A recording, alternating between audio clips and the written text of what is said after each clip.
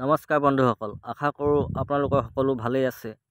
যিহেতু এতিয়া পূজা আহি আছে, দুৰ্গা পূজা আহি আছে, পূজা মণ্ডপসমূহত দেৱী প্ৰতিমা নিৰ্মাণ কাৰ্য চলি আছে। এয়া আমাৰ ঘৰৰ নিচেই কাষতে থকা গ্ৰীণত চাহ বাগিচাৰ পূজা মণ্ডপৰ এয়া প্ৰতিমা নিৰ্মাণ হৈ আছে। তাৰ কিছু এয়া দৃশ্য দেখাইছোঁ। যিহেতু পূজাৰ বতৰ, আপোনালোকে দুৰ্গা পূজা ক'ত ক'ত চাব কমেণ্ট কৰি জনাবচোন।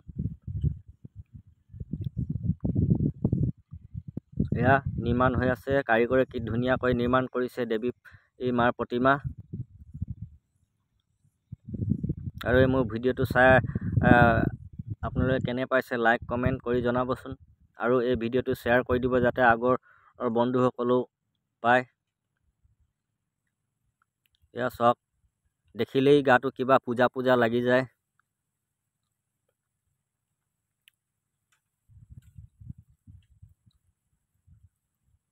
এয়া নতুনকৈ নিৰ্মাণ হৈ আছে পূজা মণ্ডপসমূহত সকলোতেই। তাৰে কিছু দৃশ্য এয়া দেখাইছোঁ।